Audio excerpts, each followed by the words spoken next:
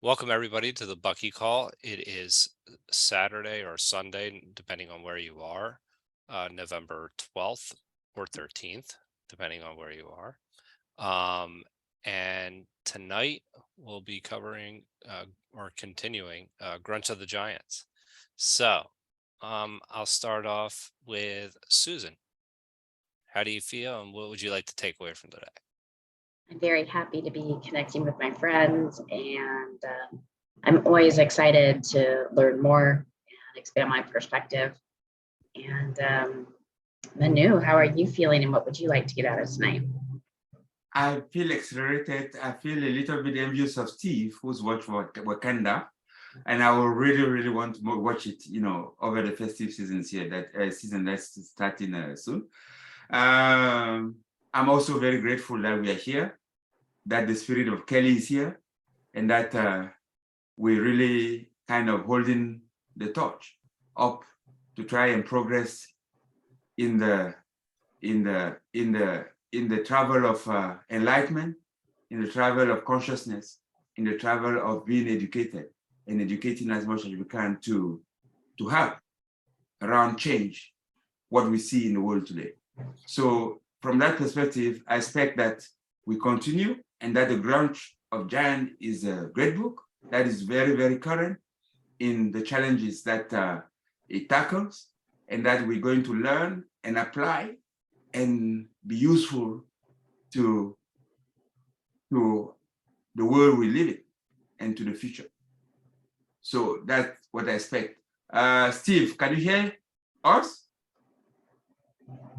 Yes, I can hear. And so how do you feel? What do you expect? I feel real excited about my whole experience of Buckminster Fuller and my experience of being able to brainstorm all these ideas and do what I can to integrate Buckminster Fuller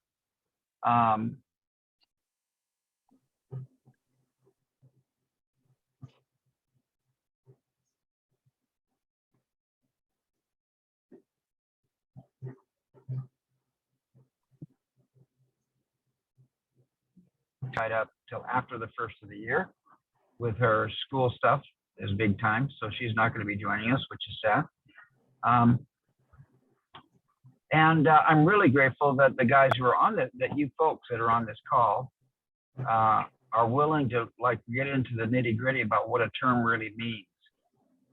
To go over something very quickly and just say we're going to read this book and get the book read, and not pause and say, well, what does that mean today, and what was Bucky saying? It means a lot to me to really pause. And we don't have to do that together. I can do that on my own, but it's fun when I have people doing it with me. I am excited, like Manu said, about this book. If I got the dates right, the design discipline Oblivion Utopia or Oblivion was written in like 65, published in 69, somewhere around there. And then 20 years later, about 85, 89, just before Bucky passed, he updated with this book. So this is a really good book, like Manu said, to get the latest perspective on what's going on, but with Bucky. But understand, I'm also in the perspective that, hey, he started this stuff. He wrote Oblivion and Utopia in 65. He wrote this book in 85, 89, and that was 20 years apart, and we're now 40 years beyond that. And it's not. I'm happy to say that America survived our election. we survived our election relatively unscathed and intact, with a couple of pending outcomes of elections that are going to make a big difference in whether or not we have a lame duck president for the next 2 years.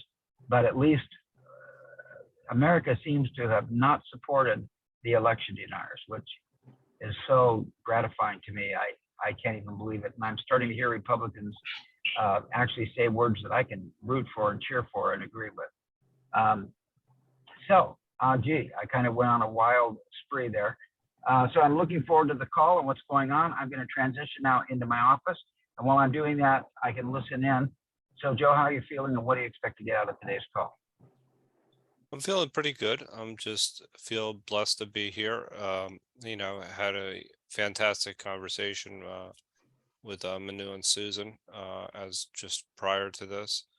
Um, and so I feel it reminded me how blessed I am to have the friends that I do. I'm just looking to progress through this book and to continue to see what Bucky has to say. I'm not as familiar with the book as I need as Steve or Manu or Susan.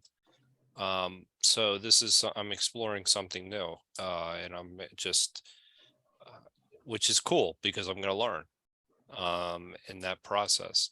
I feel like the first time that we covered this book, we had a very good meeting, um, a very good deep discussion, and so maybe we should get started then. Okay, let's share the screen here, and I believe we're starting at the end of page 4. Can everybody see? I can't see it actually. I think we ought to start on that big paragraph above that. Yeah, where the yellow is, because not at the top. Yes, that one where the yellow is. If we start there, I think it'll give us a good prelude to the last, where we left off last time. So, Sure. And I'm not ready to read yet. So Obviously, no, I wouldn't expect you to, so I'll give it a shot. Very frequently, I hear or read of my artifacts adjudged by critics as being failures because I did not get them into mass production and make money with them. Such money making as criteria of success, critics do not realize that money making was never my goal. I learned very early and painfully that you have to decide at the outset whether you are trying to make money or to make sense, as they are mutually exclusive. I saw that nature has various categories of unique gestation lags between conception of something and its birth. In humans, conception to birth is 9 months. In electronics, it's 2 years between inventive conception and industrialized production. In aeronautics, it's 5 years between invention and operating use. In automobiles, it is 10 years between conception and mass production. In railroading, the gestation is 15 years. In big city skyscraper construction, the gestation lag is 25 years. For instance, it was 25 years between the accidental falling of a steel bar into fresh cement and the practical use of steel reinforced concrete in major buildings. Dependent on the size of and situation, the period of gestation in the single family residence varies between 50 and 75 years. Because these lags, the earlier I could introduce the conception of model.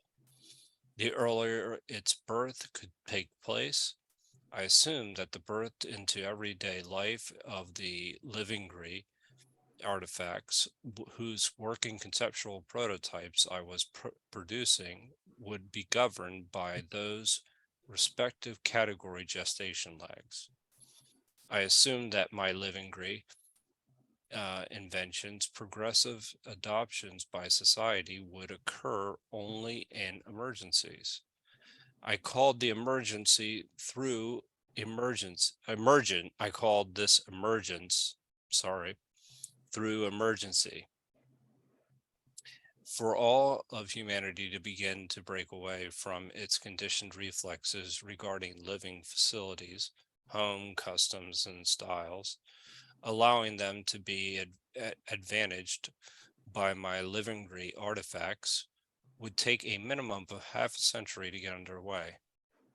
Since this was clearly a half to 3/4 of half of a century undertaking, I saw at the outset that I best not attempt it if I was not content to go along with nature's laws. We kind of covered that the last time. Did I hit the record button? Yep. Okay, I didn't see it on the. But can we just a little bit refresh on that page? Sure. that you let's just go. read before we continue. Yeah, sure. Because I mean, there are very frequent words that Kelly used to use that I hear: lags, inception, gestation, germination. I haven't seen metabolic rate, but It'll show up. yeah. He used to show up those things. And then in the on this the highlighted part, the mutually exclusive. So are you making sense, or is it your money, your motivation, money? Right. Money from the beginning is only money. And I remember Kiyosaki used to say, there is the mission, right? But there is the process or the way you do it. So which one is more important between the two? Is it a mission or a process? And he used to say the process is more important because it determines who you become. You're saying it's the way we do something, not the mission, right? Yeah, I mean, the mission is important, it's part of your whatever set. But your itinerary, why? They used to take examples like this, says, if your mission was to get rich, let's just say just money. Well, yeah, then your mission's Whether you are a thief, you get rich. You can get rich by, stealing from somebody. You can get rich by marrying into wealth. You can get rich by inheriting. You can get rich by whatever case. But that's not going to, a person who got rich by enterprising, let's just put it this way, in a way that makes sense into solving something that is in there. It's going to be a very, very different person, a very different character from a thief. I see. I agree with you. I agree with everything that you said. I just don't agree with the fact that, and I agree with what Bucky has written here, that the objective of making money is perverted, essentially. And there's this distinction between making money and making sense. But I don't see it that way, because I think that you can have something that makes sense and have a mission that is, shall we say, ethical. And I still think that you can be rewarded for that. I don't think society in general it incentivizes us to do that. I think that there are fundamental issues, and I think that most people's incentives are perverted. So I agree with what he's saying, but I don't think it has to be. I don't think it's a universal principle of some sort where the mission has to be something that is not necessarily an ideal. There are a lot of people where you're not rewarded. But it's not saying that, Joe. What's he saying then? No, He it's says not either saying you make. that, He says you he's make money saying, or you make sense. it's not reward. That's exactly the restriction that we're discussing on Wednesday. In that one, we discussed what capital is, and we agreed that capital was, in the end, we had kind of gelling to that capital was like a battery. So yes. So here he's not saying that, because Bucky has got many ventures. He's participated in many ventures. He's just saying that if your goal from the onset is just to make money, you have a tendency of using whatever means that is necessary to achieve the money. But if it is solving a problem, I think money will just be a consequence. And that's true. If you go through the phases of inception, germination, gestation, metabolic rate, that thing is going to become not sustainable, but regenerative. And at each cycle of regeneration, there are going to be leftovers, which are, you will be. So to him, it is a natural consequence of that. Bucky wasn't a poor guy, in spite of all the attempt, all the failure that he had in his life. He wasn't poor. Was he poor at the end? No. He had a rich life. He was in a loving environment. People were flocking to him. People even had veneration for him, some people. So I think that's what it means. Okay. It doesn't mean that, you got to be a pauper and you carry a mentor of a pauper because, thinking in a way that try to replicate fast what the natural laws are or exploit, general principles to achieve a goal is meant to be like you have to be poor for that. No. Maybe I didn't express it clearly, but that's what I feel. No, I see exactly where you're going, so that makes sense. Are there any other comments or questions? If not, Yeah. maybe go ahead. Well, I think when he says you either make money or you make sense, you look at Nikola Tesla, and Nikola Tesla died penniless. I just did a quick Google search to see how wealthy Buckminster Fuller was. But remember that there was a time when he felt like he was worthless, as his life insurance policy was worth more than him, and he contemplated committing suicide so he could give some wealth to his family. I think that there's, and I think there are two sides of this coin, but here's the problem. And I've taken on, I'm not, back in 1983, 85, somewhere in there, I looked at all the money that I was making, and I was making a lot of money. I had one project that made me $1 million. It was a condo conversion on 36 unit. My profit on it, on that one project, was $1 million. I was selling real estate books and tapes, and I was grossing somewhere between $15,000 to $30,000 a weekend, taking home $7 to $15 grand a weekend.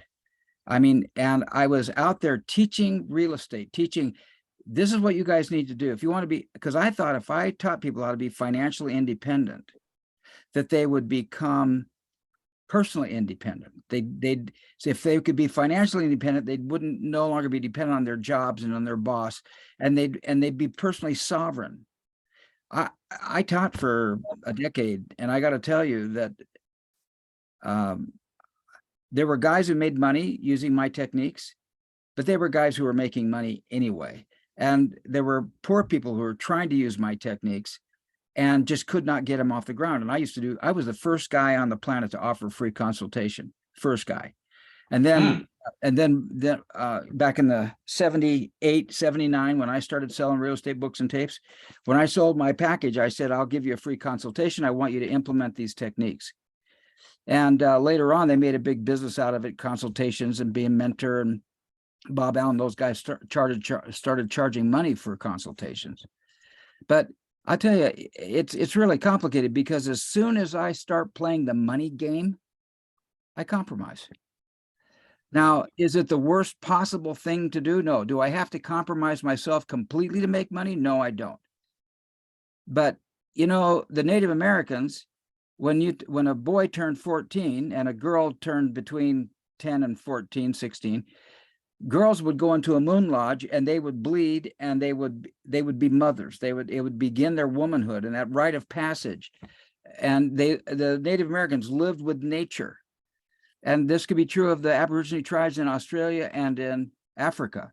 And when Native American boys, and I don't mean to idealize Native American culture, because there's good and bad in it too, just like I don't mean to denounce money making, because there's good and there's bad in it too.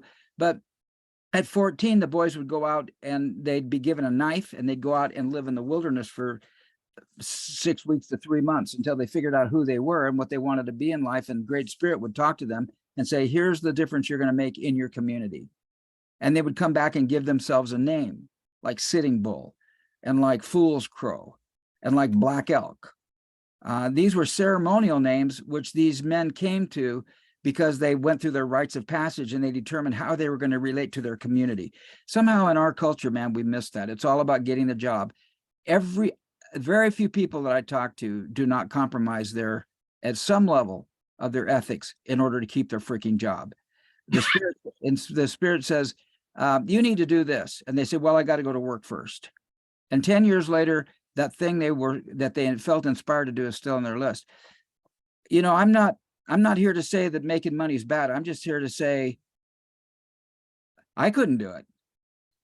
I went out, I was looking at what I've been doing, and I spoke to 10,000 people at the LA Convention Center on how to make money. I sold only half the books and tapes of a guy named Dave Delgado. I thought, geez, what is he teaching that makes him so good? And I went the next weekend and listened to his pitch. I got there early, and I basically got there in my sweats, and I got underneath the product table in the back of the room, right? I'm laying down under the product table in the back of the room. And I'm listening to this guy, and it's all bullshit. And I realized then I was on a stage where there was 6 feet of bullshit, and I was only 5'7" 3/4 inches. And when I got off that stage, I had as much bullshit on me as anybody. And I thought, now how can anybody tell the difference between this or that? It just really, it was a big mind blower for me. So I walked away from it. I took on what I call a vow of sufficiency. And I've been in that vow of sufficiency since 1985. Bucky wrote this book in 83 or something. And I look at Nikola Tesla, you know, I look at Elon Musk right now, and I think, wow, he's an exceptional guy. I look at Ben Franklin, you know, he's kind of an exceptional guy, but Ben Franklin didn't have a job either, did he? So I don't know. I think it's important for everybody to ponder those words from Bucky and say, I either make money or I make sense. And then I think of John DeLorean. If you guys remember DeLorean cars, he was a vice president. He was at the same time that Lee Iacocca was coming up through Mustang.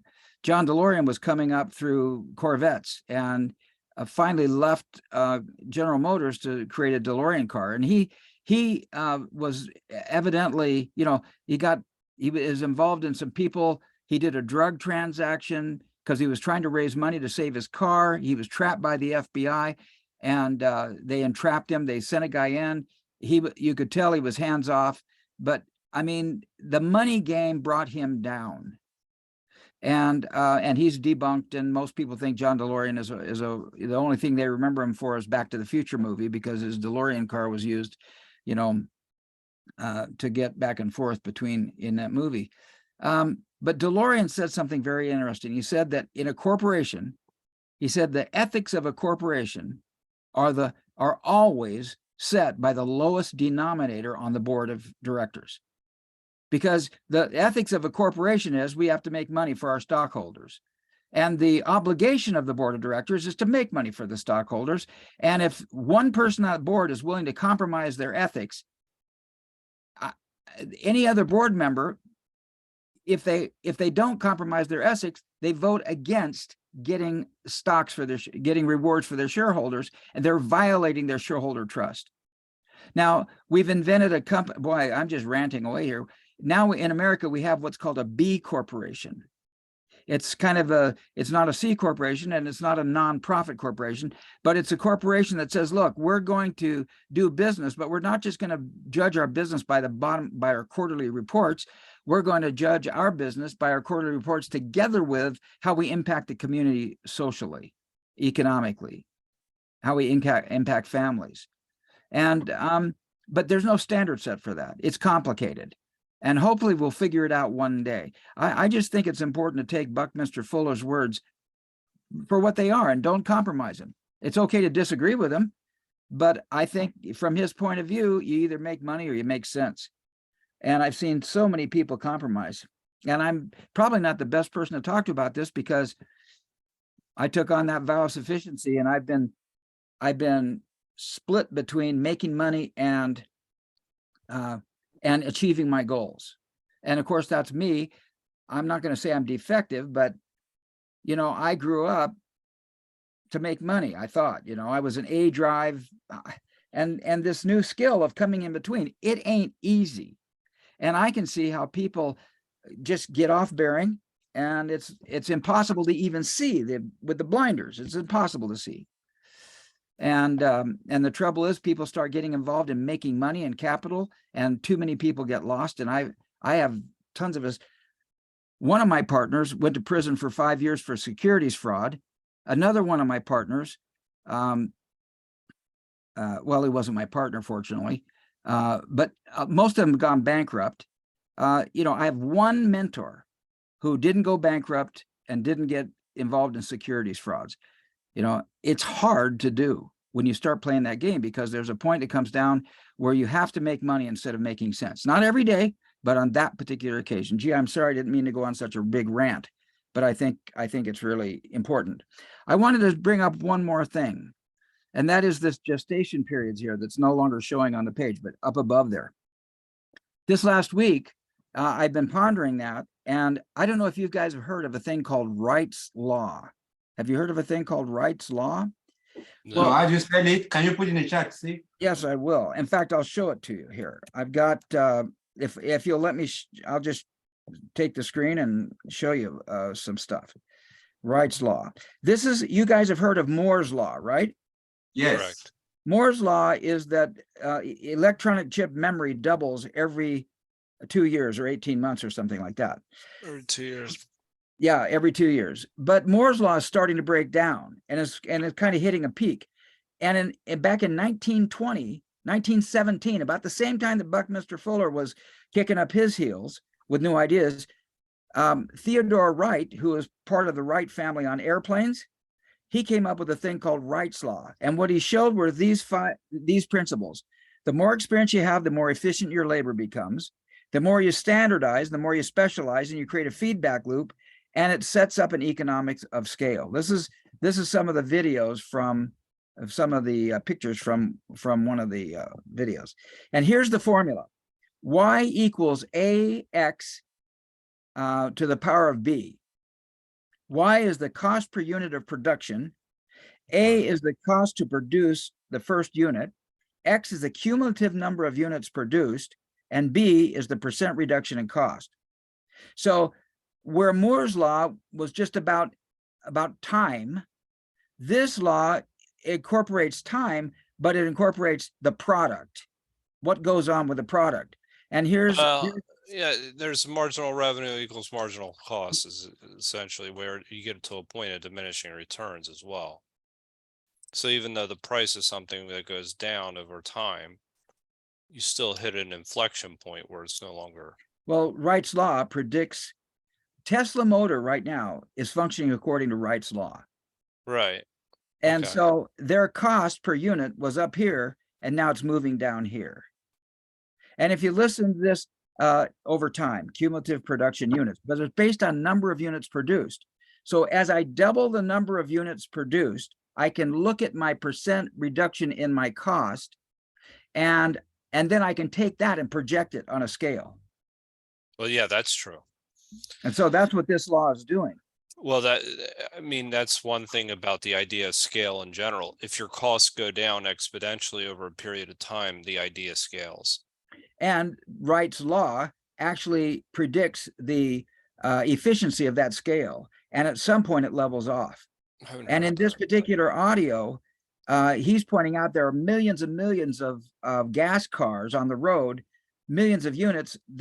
Their efficiency cost is not going to go any lower than it is to any big degree, because it just has too many parts or too many units out there. And they've already experienced the big reduction in cost between the, Henry Ford's Model T and what we're driving around in today.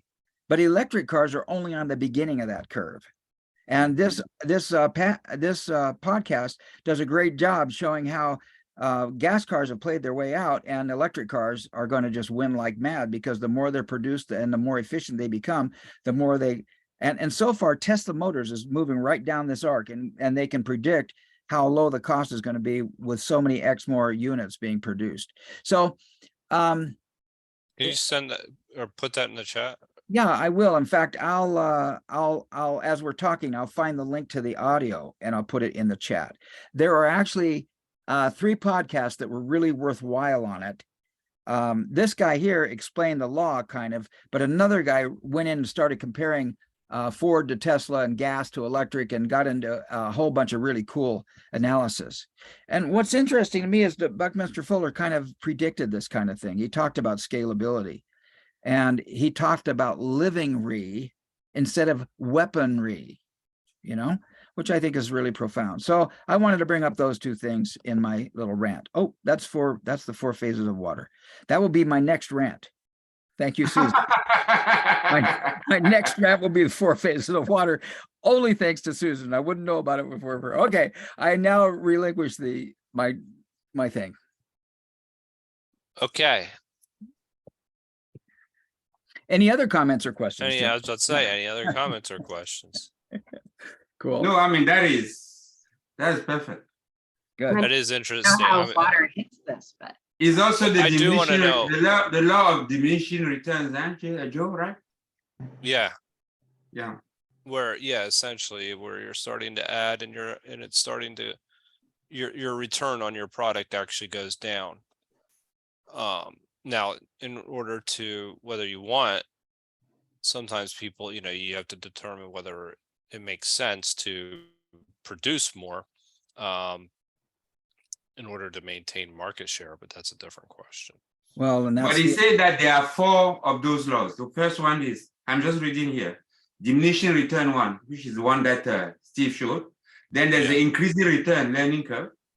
Then there is decreasing return learning curve, and then there's a complex one. Yes. 4 types. I'm just looking at Wikipedia here. It's on Wikipedia. Yes, I'm looking at the 4 common types of learning curve and Oh, what they mean. I thought you were looking at Wright's curve. No, I Googled right curve, and then it took me to Wikipedia. All right. So they say, what is Wright's law learning curve of innovation? And it said pioneered by Theodore Wright in 1936. Wright's law 1936. Aims to provide a reliable framework for forecast cost decline.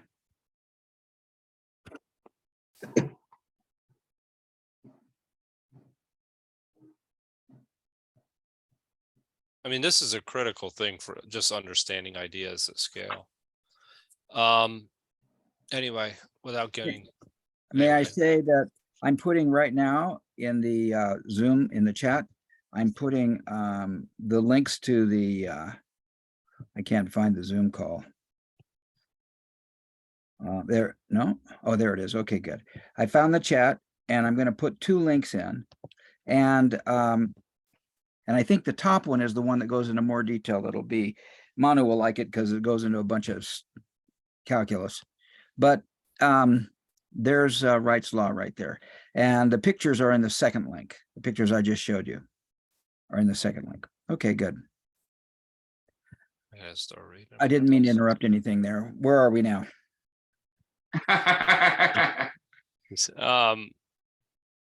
I believe we're at my first publication was in 1927, a bound mimeographed book entitled 4D, standing for 4th dimension. I put on the cover, 2 billion new homes will be required by humanity in the next 80 years. Was that correct? Where I just started? Yeah, that's exactly where we started. Okay. That's where we left off.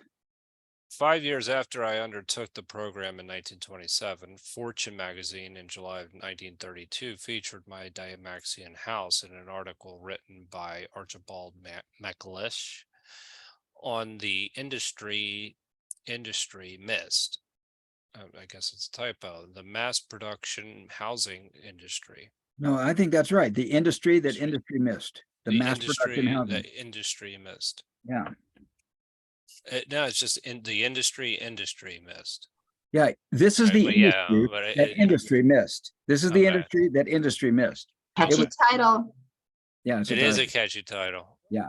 Makes you think. And is it Archibald MacLeish? Is he the one that went on to do Lifestyles of the Rich and Famous? I don't know. No idea. All right. They were not aware of the complexity of the development. They had not discovered the different gestation rates of industrial evolution, diverse product categories. Fortune described clearly what had happened, but Fortune's writers were completely unschooled in dealing with that which had not yet happened. And my 1927 Dymaxion house had excited many into trying to make money by being the first in the mass production house industry, not knowing if it would take a completely new prototype and half a century before across the board evolution was ready for it. A group of prominent industrialists led by one of my young fans had incorporated general houses, and that was all it took to get Fortune excited.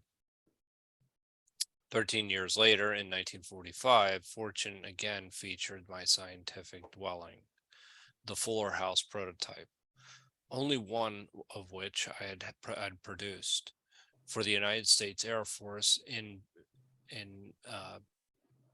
what is that, beach aircrafts, Wichita, Kansas plant. Yeah. Yeah.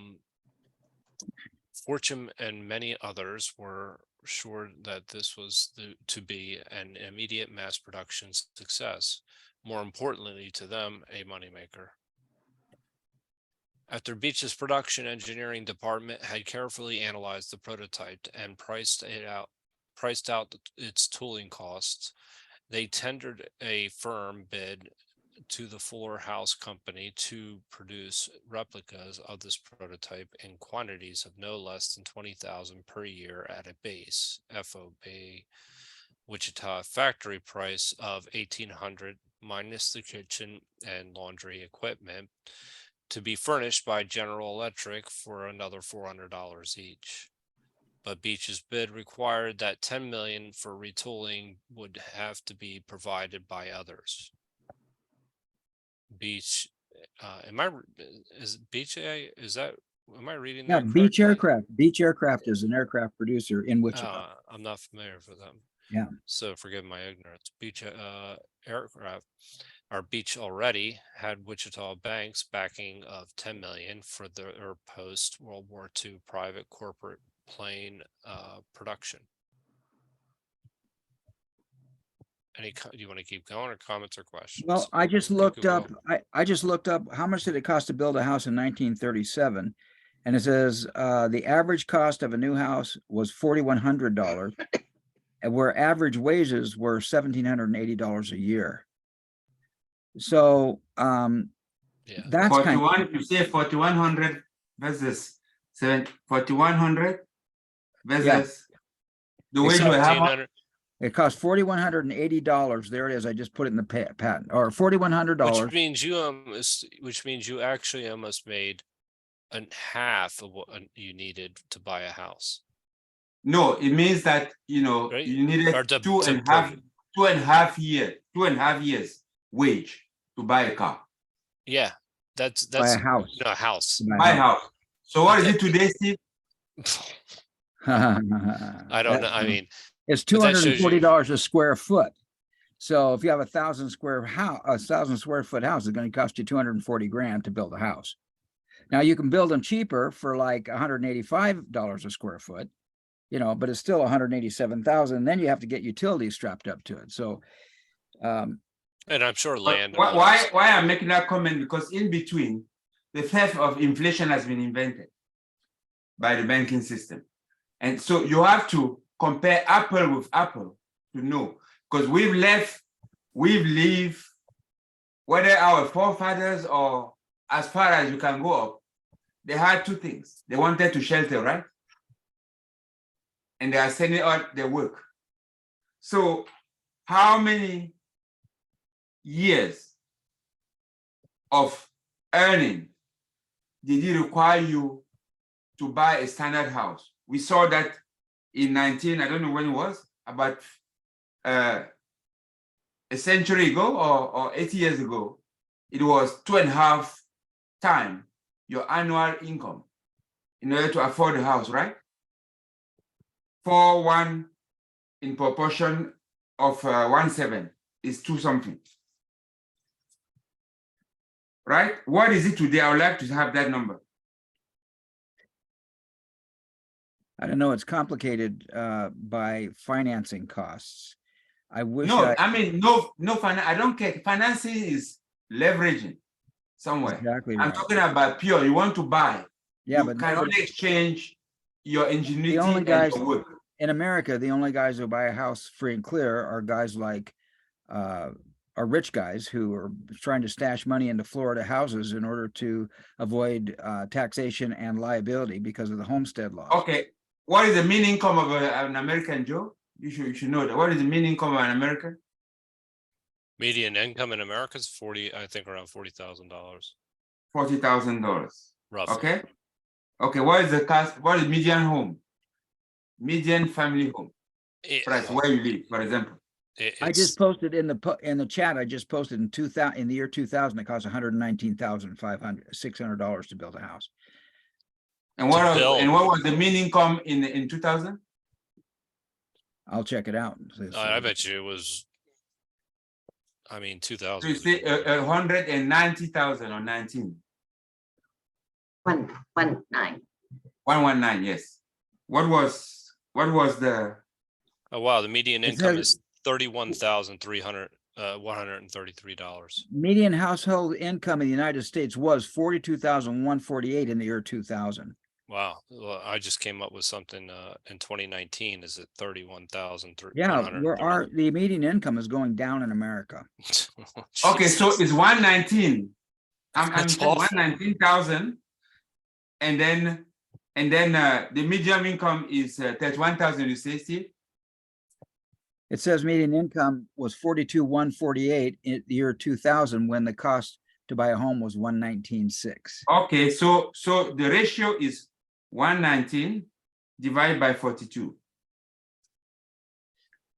And that says household income. That means Yes, however we're many. still at 283.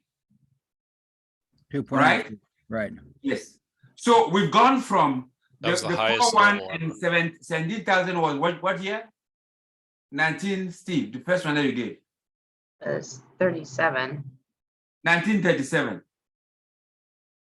Maybe. So in 60 years, we had nearly zero inflation on houses because the ratio was 283 divided by 2.4.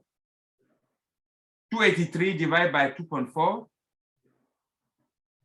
that is 18%. 18% divided by 67 years. So 18 divided by 67 years, by 63 years. And this is by 63 years is an inflation of 0.3 per year. Okay. Now look at what happened now since the Great Experiment started with Greenspan in 2000, flushing the world with money printed. Yeah, that's right. So what is it today? I would be interested to know what is the median income of an American. 31,000. How much is it today? 31. 31,000. What is the median cost of a house? Well, at $240 a square foot for 1,000 square foot house, which nobody gets. Everybody gets 1,400 square foot houses. Yeah, but let's compare comparable. So Well, in it's terms hard to of, say because these numbers are randomly picked by whoever posted them out there. but it will still show. What is it, Joe, today? It says if this number is right, and I'm just looking at where I'm trying to look at this. You know, if this number is right, $329,000. Okay. That's about right. That's Okay, 349 divided by 31. That's what I'm interested. Divided by 31. That is 11 times. Yeah. And that was what year, Joe? That's current year. That's right now. Okay, so that is, let's just say that is 21 The years. median home sales price is actually 428. Wow. But let's just get there. So we have 10 That's ridiculous. multiples. That is 10 times 100. So 1100 divide by 20 years or 21 years. It gives an inflation on the cost of housing of 50% a year, 50. Yeah. And that is reflected in the money down, that how now everything has been replaced with debt in the system. Yeah. You know, But We I think- flooded with debt, and then we are paying just some artificially indexed interest rate that have nothing to do with the real cost of living. Yeah. And that's But why the purchasing power of the individual has steadily and precipitously been going down. Okay, Yeah. I finished my rant. well, Good. I'll tell you But what, I- I just read something that 80% of the financing goes back into financial firms. Yeah. And I think we're missing the point in this, because the point that Bucky's trying to make is that he could prefabricate a home half the price of what the cost to build a home was at that time. We just said that the price to build a home was $4,100. He says he could produce a home for $1,800 if he had $400 for the appliances. So for roughly, and I'm sure that the $4,100 home did not have kitchen appliances in it. And he's trying to say, let's prefabricate and stop doing stick build. And it makes so much sense right here. But you know what? The market didn't support it because banks would not appraise. I started back in 1985. I found a modular home builder, and we were building homes that would go in a show home, and it would win awards, and they couldn't get the bank to finance it. Well, let Because me it- ask you this. I mean, Well, they Am I making my point though? Are you You hearing are. my point? I am. Okay. Okay, a question to you, Steve. Will a bank, and that used to be a practice worldwide, that they will use the third rule. 1/3 rule means that they will lend you, 3 times. provided that money down is 30%, Right. 33%. Yeah. That used to be the old rule. And it Yeah, was but- based on that ratio that we saw. Yeah, Of but after 1940, after World War II, the U.S. started giving FHA and VA loans with 3% down, and started issuing mortgage insurance premiums. So the 20% down rule or the 30% down rule is being skipped. The And- 5%. Yeah, and No, so I was just going to say, something. That I was going to ask you. The question is, will a bank that still practice that, will it have survived? Because that's the real choice that Bucky is talking about. You remember at the beginning when he said they're mutually exclusive. what's You have mutual? to choose if you're just in there to make money, Right. or you want to do something meaningful. That makes sense. Those were the terms. Right. He It makes said that sense. they are mutually exclusive. Yeah, he says that it makes sense to build a house for $1,800 when it would normally cost you $4,100, and yet the market wouldn't support it. The banks Yes, would so finance for prefabricated. the bank, my question is that if a bank is important as an intermediary, as an enabler of loosening the friction that is in the exchange. That's the role of a bank. So if a bank had decided to go about business, still doing that reality, that is lending as only 2/3 of what is required, and having the person bring 1/3, and that 1/3 is not necessarily monetary, but it's a proof of something that can be like somebody started building using a community effort to build, and that is appraised, that is the 1/3 contribution. And I enable a loan of a 2/3 as the bank to accelerate his acceding and enjoying the house that is building. will a bank like that have survived? Well, no, it wouldn't have survived. The banks got taken over in America by Wall Street, and it's a good old boy network where they loan each other to support each other's businesses. So it's all about making money. Excuse It's me. not about common sense. If we're about common sense, do you know back in 1975, the United States changed their building code, their your uniform building code, and they upgraded mobile homes. So that pre-1975, they had 2x2s in them. They were just piles of crap and the wind would blow them over. After 1975, they started building more profoundly, structurally profound mobile homes. And yet they still couldn't get them financed. Warren Buffett saw mobile homes as the future. He was kind of like, here's in 1975, here's Warren Buffett being just as predictive about the future as Bucky was back in the 1920s and in the 1940s. But now it's 1975. Warren Buffett buys Green Tree, I think it was. I don't know. There was a big financing company that was doing mobile homes, and he bought it because he thought it would be the future. And it never was, because it does not support affordable housing is not a priority in American corporations, because you either make money or you make sense. Okay, good.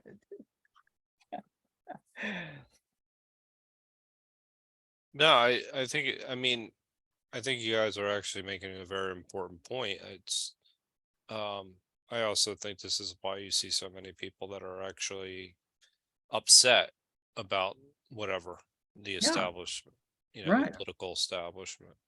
Yeah, I mean, and these numbers should blow your mind. I mean, like $40,000 to 31,000 is a median income, yeah, and then that the price of a home is 329 to 4, or the fourth average sale was 429 recently. right. I mean, these things are, I mean, It is scary, isn't it? well, it's It is. scary because it really does call out how this isn't sustainable. Yeah, and in American politics, in this last election last week, there were two issues that came up, and one was viability of elections. The other one was inflation on poor people, and these poor people are voting for politicians. They're voting for Republicans who decrease taxes and decrease benefits, and have been trying to privatize retirement plans. They're voting for politicians who actually vote against their best interest. Most Americans do not understand civics. They don't understand economics, and they listen to BS. They do not vote in their own self-interest. Let me ask you something absolutely crazy. before we even make it political at all. Biden's choice to run the Fed, who was it? The same old, it was good old boy. It was the same. It's the same. They come from the same trough of characters. Right. It's the same. God, I can't believe his name's escaping me at the moment. Powell. Yeah, Powell's was picked by Trump, but he was also picked by Biden. Was confirmed by Biden. It's Yeah. always the same. If as far as you go back from the 2000s. No, he reappointed him. Yeah. He reappointed him. Yeah, it doesn't So, depend. Yeah, So go ahead. he selected the same person Right. that Trump did. Yeah. I mean, my point is that the people that are really making policy decisions that are, I'm voting based on inflation. Well, they really don't understand that there really wasn't any difference between the two administrations. That the guy that's actually in charge of inflation, that Right. it's the same person, and I think that's where that's scary, because it leaves it open for a demagogue. Anyway, And you don't hear American voters screaming anything about the Fed or about what happens there. I just checked it here. After earning a degree in politics at Princeton University, a degree in politics from Princeton in 1975, and then a JD becoming an attorney at Georgetown University in 79, Powell moved to investment banking in 1984 Yeah, and with worked the with several Carlyle, yeah. financial institutions with Carlyle Group. And you're right, Joe. The Republicans and Democrats, that's the deep state. The deep state That- is American business. Yeah, And no, and that's where people. That's why I find it interesting when people are arguing over issues That's right. sometimes, They're irrelevant. because they're complete distraction, and it's a divide and conquer strategy that we've actually discussed here in the past. Yeah. It's like, hey, we'll divide you around other issues that are meaningless, not meaningless, but that are more, I don't know, Yeah. newsworthy. And anyway, so So the point on this article is that it makes sense to build houses cheaper and better. And yet well, that we haven't done and it yet. and it haven't done it yet, and you have to ask your question. That's where it comes back to the same question that we were asking ourselves a few weeks ago as to why Bucky's inventions haven't maybe made it into the market. And this is one of the things that was, I think, going to be one of the more interesting things about this particular book. Yeah. And by the way, Elon Musk just started building modular homes. Yeah, that's true. But I bet you we'll see if they get it to the market too. They probably won't. I mean, it'll be, well, if anybody can do it, he would be able to do Now, it. there's much more market forward. There's much more happening in the modular home scene over time. And part of it's California politics looking at accessory dwelling units, and Washington State too. Yep, agreed. But you know what, guys? You know, I'm listening to Steve talking of Elon Musk. You know what the system has been able to do all the time? I'm talking about the financial system. Is to pick the winner and win him to their camp. Do you understand what I'm trying to say? No, please explain. Bucky was never the richest guy in the world. He's done that. If you look at them all, Steve Jobs, Bill Gates, Elon Bezos. Musk, Jeff Bezos. That's way. You do, we say we bring you to the club, finish. And because the real issue is where does it go? The total energy of our universe is finite. At least in that structure, it is finite. The question is, in the exchange, where is it accumulating and becoming dead instead of circulating? It is the notion of capture. You get what I'm trying to say? Yes. The population of the world is increasing. When you look at the output per person is increasing, but the distribution is skewed, and it's continuing to be skewed. To the extent, I mean, when you have in the US that 1% of the population owns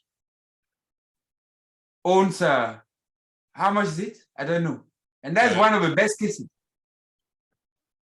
I've heard. So you talk about Brazil, South Africa, and what it is.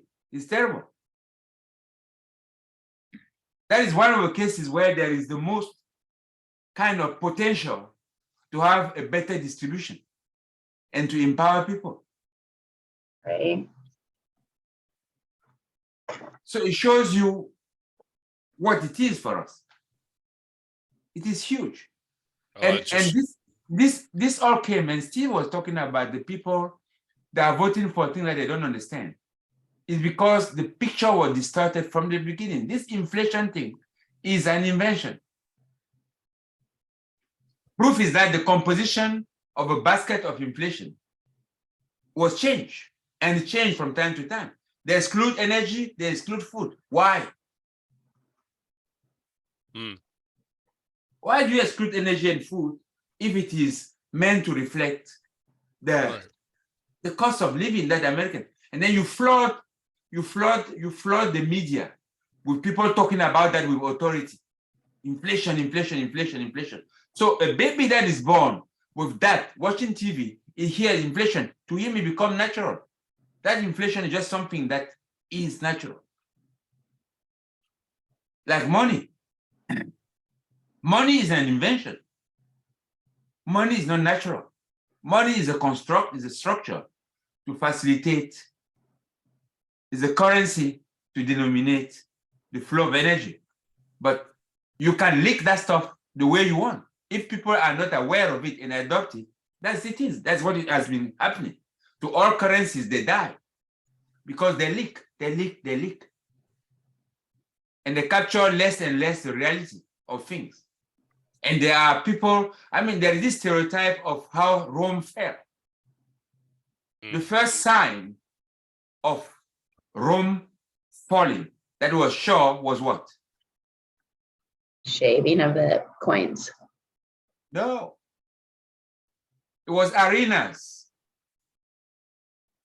What? Arenas, big stadia where you have gladiators fighting with tame lions and yeah. all the populace coming in and exhibiting. In order to Those are describe it. early signs of failure of a society. Those are signs where you have people, their attention being diverted to something else. I mean, you understand, you know, people have been, do you know how much energy Bitcoin has taken? Yeah. What business, what energy is Bitcoin built on? What is it? But it captures all the imagination. It's taken everything everywhere, and all the energy has been diverted towards that. And then it's whipsawed like this, boom, going from 100,000 to 17,000. 16,000, yeah. And everybody that built their life into it, what happened? They were short people. They're the one who had made the money. The system was long sucking guys into, they take their real savings from whatever is the productive sector of economy and channel that into buying an ever increasing artificial price asset. And they perverted the blockchain technology because the blockchain is sound. And blockchain is metaphysical. Blockchain is a software. It is not a coin. You get me? Yeah. No, It is not a coin. So let's get back to Bucky and the fact that he's trying to modularize housing and reduce the cost of things. I think that. Okay. Are we diverted too much? Sorry. No, Okay. I think, but I'm not going to cast any stones, my friend. let me see. Fortune made the mistake, I'm assuming. Right? But this is what Bucky wants to do. What we discuss about inflation. People need to know what inflation is. Yeah. Did we discuss? You know, there's shadow statistics in the US. Shadow statistics that produces figures that are completely different from what the official statistics are in terms of the cost. And Bucky was about accounting. You remember that?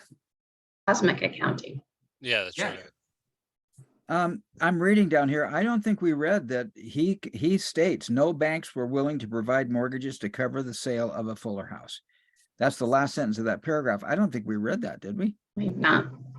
No, the first speech. Oh, you're going to start it after Beach's production engineering department, right? At the top of the page, is that where we're reading? I was going to start one below that. Yeah. The first speech produced. Yeah, Fuller. that's where I was going to start. Yeah. Yeah. Is that right, Susan? Yeah. Thank you. The first speech produced Fuller House was widely publicized. Soon 36,000 unsolicited orders, many with checks attached, were received for the Fuller House. At this point, it was discovered that no distributing industry existed. The general building contractors had none of the complex tools for several in one-day deliveries of the dwelling machines. None of them none of the building codes would permit their erection.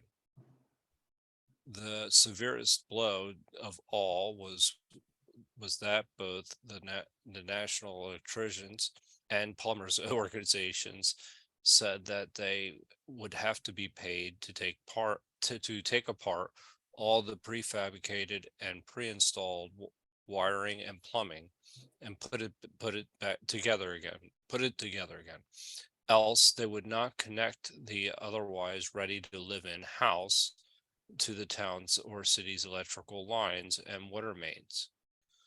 They held exclusively the official license to do this by long-time politically enacted laws. No banks were willing to provide mortgages to cover the sale of the Fuller house. That's just, I don't know what to say about that. And I don't know if that is, I don't know if that's unions. I don't know what that is. But that is just really, really wrong. Yeah. But that I mean, gap has been filled since, isn't it? And it's been I mean- captured. What? Do you know fill the gap? What? Fill the gap. Yes. The gap of funding Hmm. startups. Who filled it? I don't know. I don't think anybody did. Initially venture capitalists, and No, secondly hedge funds. They partly. capture it. Full stop. You Partly. have that. You at this stage of Fuller, at that age, it was basically angels, family angels. That's all it Because- was. Oh, yeah, I yes. see what you're saying. Oh, That- yes. VCs would allow this to come in, but I got to tell you, even VCs couldn't blow through regulations like that. You know, Well, they- every big idea that has come in the past 20 years has been sponsored by VCs. I agree. You're not gonna. There's not even Tesla. No, so yeah, well, 6 of the top 10. Yeah. 6. And that's the top way. 10 And that's the way most they well. capture it. The, You the know, only Elon Musk. the only Yeah. reason why Tesla is here is because Musk put all of his money on the line. Well, he He put did all his have money a- on the line, but the government gave him a $465 million loan. But he put his money on the line, and no one else would have stepped up to do it. No, he put it. No one else would have, and if he hadn't put it up, the government wouldn't have put up anything. He put up everything he had. Everything. The he had. government and the government put up 465 million. And yes, but this is some of the things. There's a lot of places that could actually have a lot of things that could have stopped them. Yeah. And that's does what a lot of stopped. things that That's what scares- stopped. That's what stopped Bucky, though. Yeah. In this particular instance, I'm assuming that when he says the electricians and the plumbers would not, they're the not, union. they were the unions They were that the were unions. basically saying that we're not going to connect your houses because we're not going to make any money off of this. That's exactly right. And And so that should be a lesson for us today. exactly, and it comes because- back to the axiom: you either make money or you make sense. And if you're going to make sense, you can't make money because the unions won't support it. Yeah, no. It's not only the unions, but Elon It's Musk. not just. No, he does a lot of things that scares VCs and hedge funds.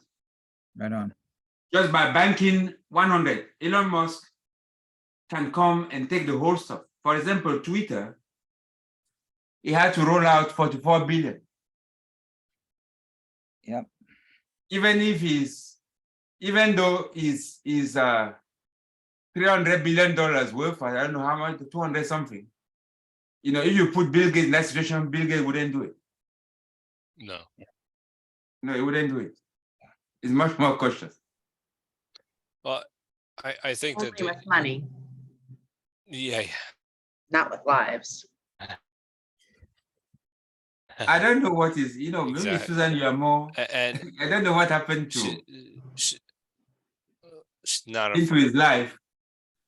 No, in my view of reality, Bill Gates traffics in lives and experiments in the biologic field on people in other countries.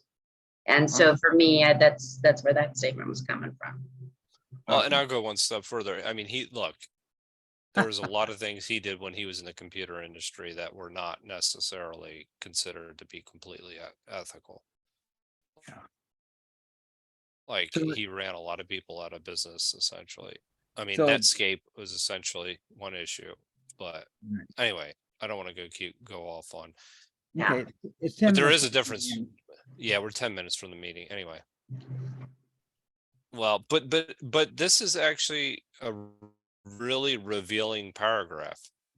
I mean, it shows you that solutions are out there and they don't get implemented, and you have to wonder why. I think he's Sometimes. saying you don't have to wonder why. Exactly. Well, I mean, yeah, exactly. But You don't have to wonder why you couldn't build a filler house, because the electricians didn't want it built. The banks didn't want to finance it. Mhm. Because I bet you the banks would have financed it. It was the electricians that wouldn't let them hook it up to the grid. I wouldn't finance that either. the banks wouldn't finance it, Joe, because it didn't support the lumber industry the way it's set up. Look, way they the build bank those just cares the houses. money comes back to them. That's all. If No, they could I sell 1 billion of those damn things, they look at volume. They could give a shit what they do. Warren Buffett bought that Berkshire Hathaway. He bought Berkshire Finance because he thought that funding mobile homes was the future, because people needed to live in smaller places, more compact. And he was dead wrong, because he as much as he supported it, he couldn't get it off because city zoning and codes don't allow it. But Mhm. that's the They don't allow difference. mobile That's homes. They different. don't allow tiny homes.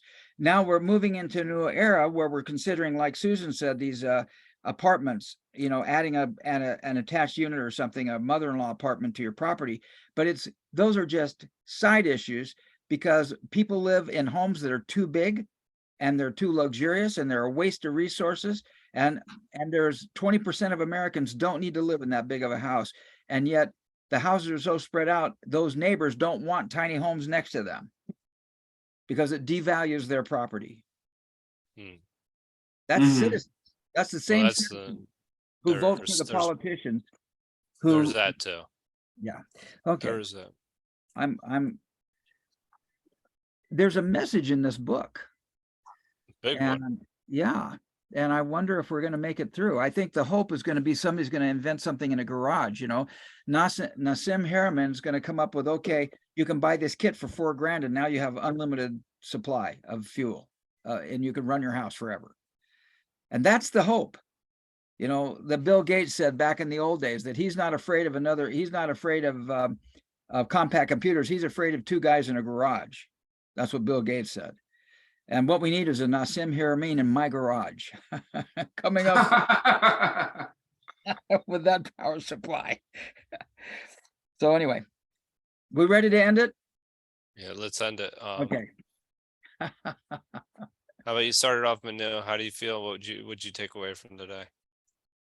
I feel encouraged because, to me, that Bucky said something very important. He said, the earlier you start experimenting, the quicker the germination will happen. So it ties to me with the notion of you need to experiment your ideas. It is knowledge and then practice application, always. And there will be failure, and then you will learn. That's the first thing that I do.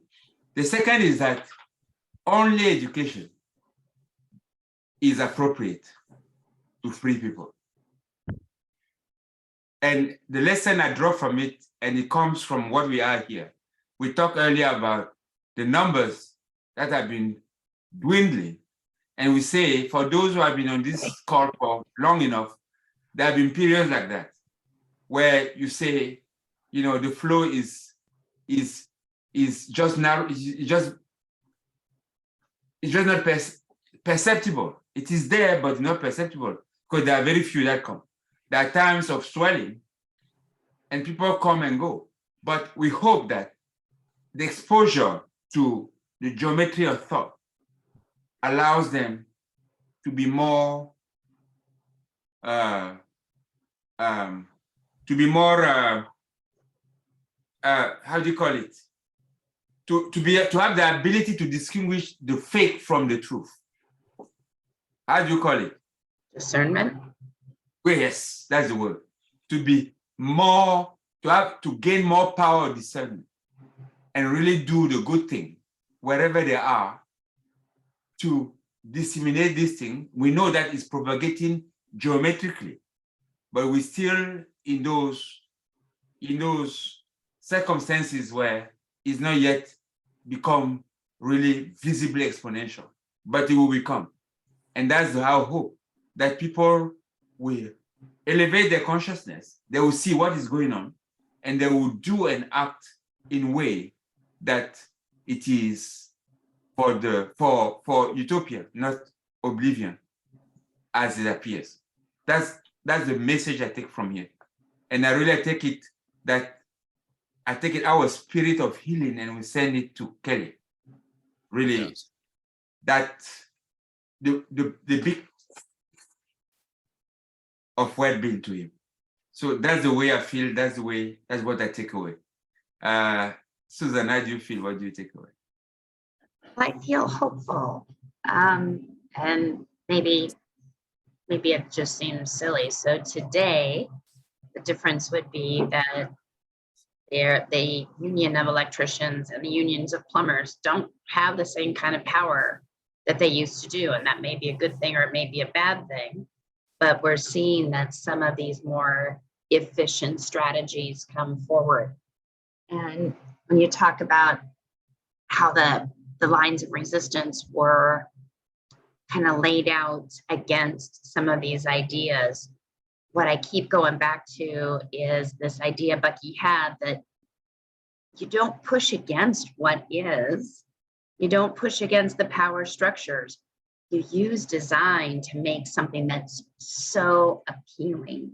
It's so much easier that people find a way to undo those lines of resistance because they want to get to that more elegant, more desirable endpoint.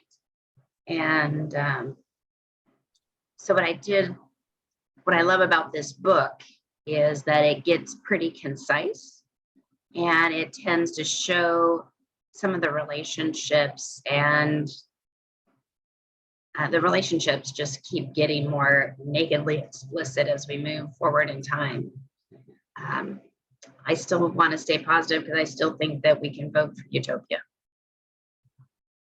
Steve, how are you feeling and what are you taking away? Well, I think we missed a line here that we read, that he's convinced now, Bucky's convinced that emergence only comes through emergencies. I think that is profound. I mean, look at how Zoom emerged after COVID, and look at how people found out they didn't have to go to their jobs and they could stay at home and still live. And yeah, it was funded a little bit by handouts from the government, but still these emergencies are creating the breaks, the cracks in the system. And I'm hopeful that we're going to see enough oblivion going on that some guy in a garage can come up and solve a problem, and the city won't shut them down. You know, it mentioned there that Beach Aircraft just got a $10 million loan to build airplanes from the government, but the government, or to guaranteed a loan for them to build airplanes, but they look for a $10 million loan to tool up to produce these houses. And the same bank who gave them $10 million for airplanes wouldn't give them $10 million for houses, because, you know, there's no proof of market. It's like the system is incestuous. It reinforces itself over and over and over again.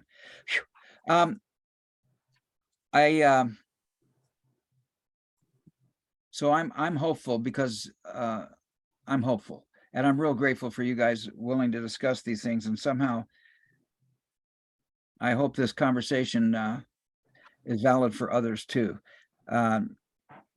So Joe, how are you feeling and what's your takeaway today? I'm feeling actually better than when I started the call. That's I guess maybe that's a tribute to the company that we've had here.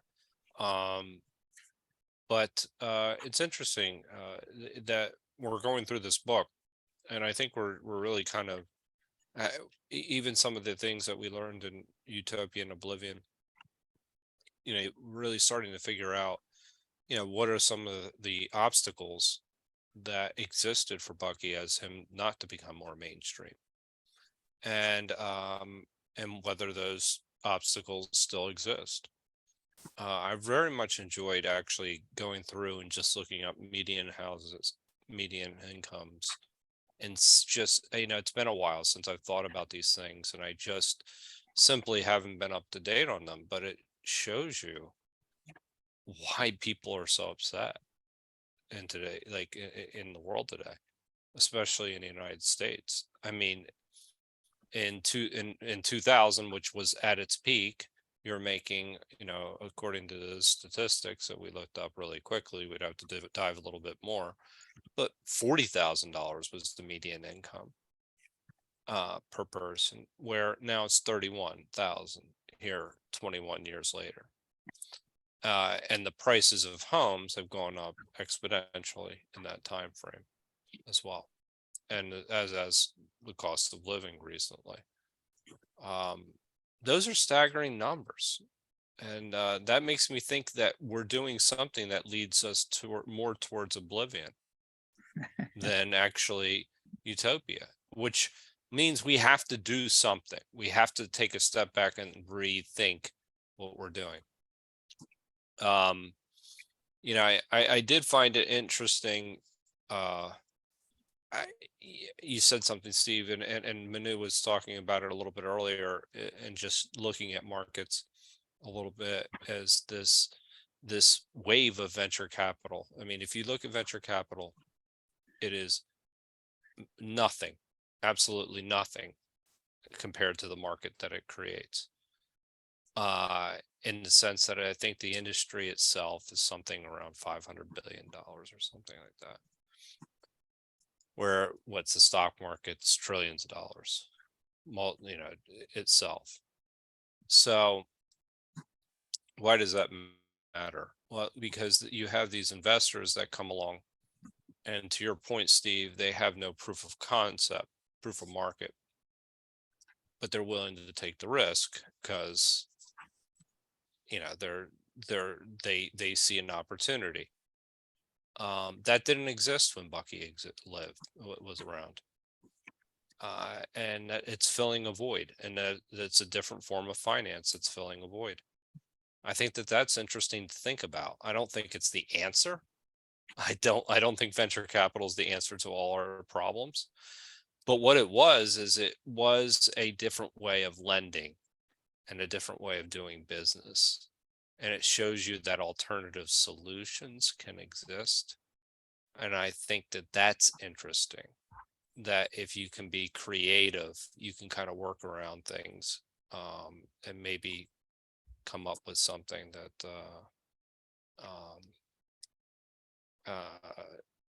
what is it having there?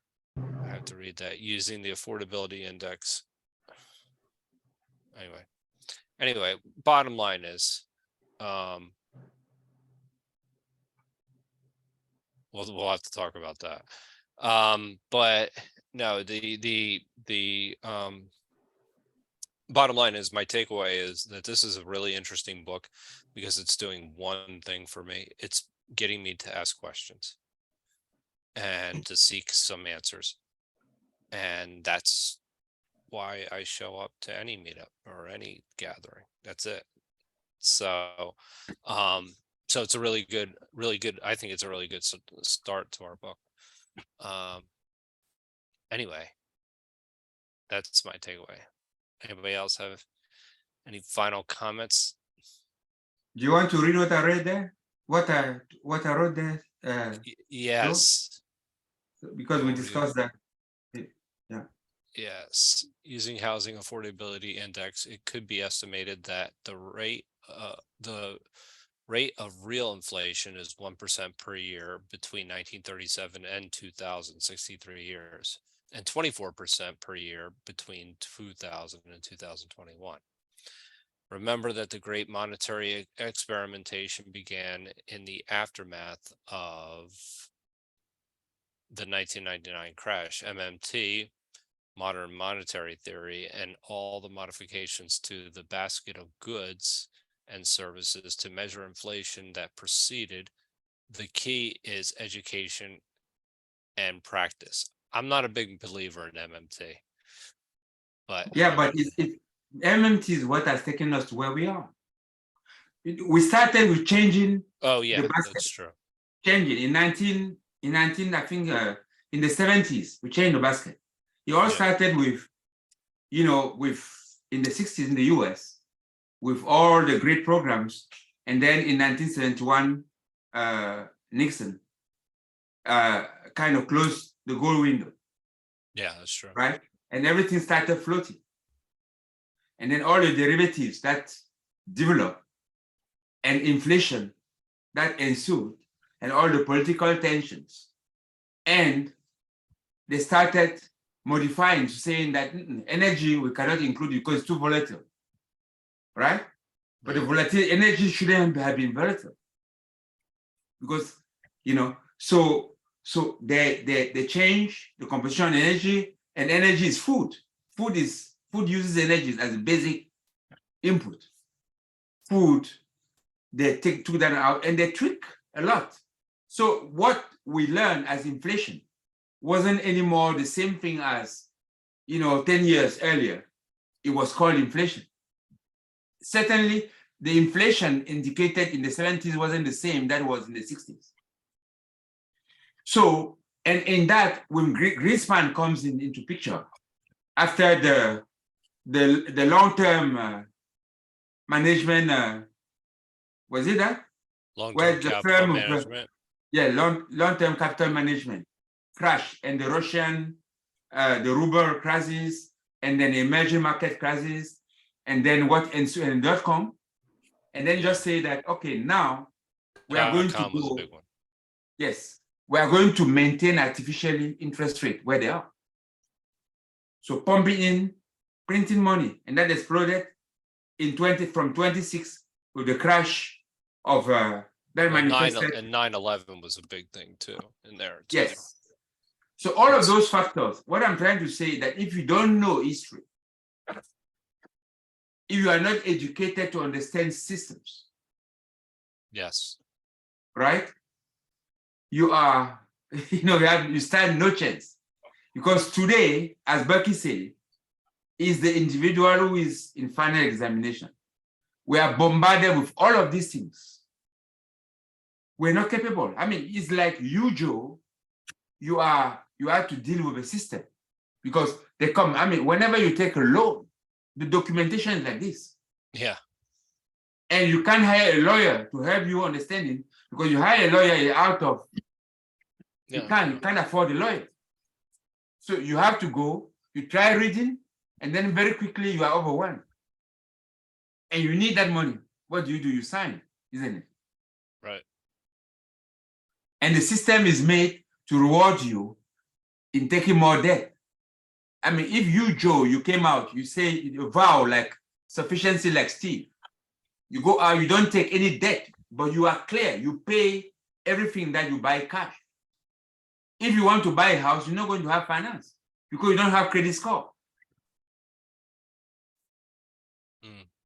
You are clean, you are the good guy, but you don't have credit score. Credit score translates the guy who take a lot of debt and work his whole life to repaying that debt.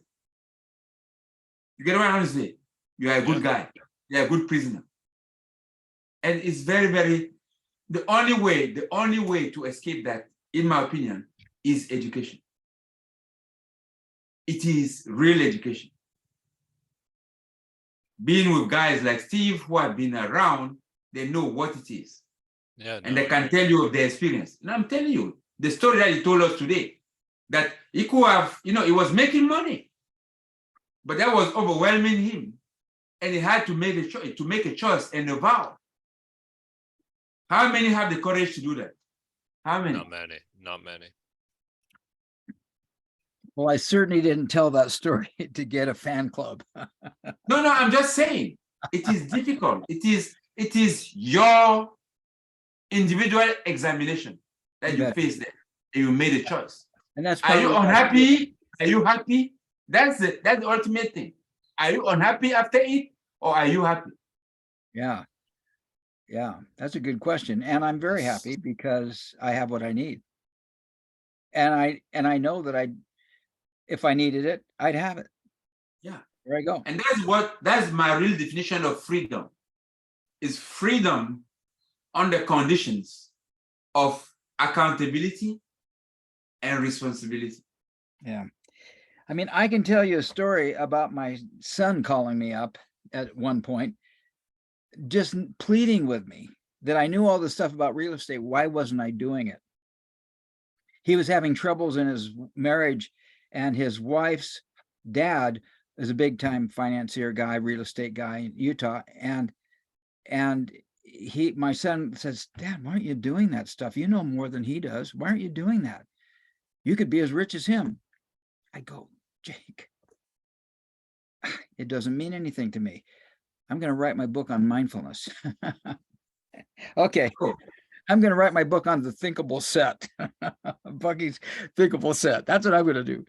Well, I'm you guys, glad you're doing it. I don't know if he's glad you're doing it, but I'm sure in hell glad you're doing it. I mean, it's what they're Oh. So, it's weird. And that's probably why I'm so emotional about it. And it's beyond logic for me. It's just a commitment. So I'm so glad we came up with the idea of the battery last week. The battery idea is really cool, comparing capital to battery with things left over and having to charge it up and being able to spend it and everything. That was a great analogy for me. I think we're ready to go now. Aren't we ready to go? Yes. well, Battery on Wednesday. Bucky on Wednesday. Battery. battery. Hey, battery on Wednesday. You guys.